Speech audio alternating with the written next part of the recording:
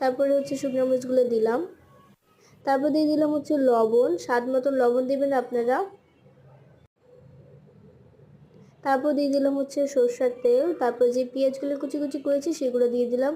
তো তারপর দিলাম লেবু আর ডিম স্বাদ বাড়ানোর জন্য। আর হচ্ছে এটা হচ্ছে আমার নতুন চ্যানেল, তো সবাই সাবস্ক্রাইব করুন, পাশে থাকুন। আর নেক্সট কী রেসিপি চান সবাই কমেন্ট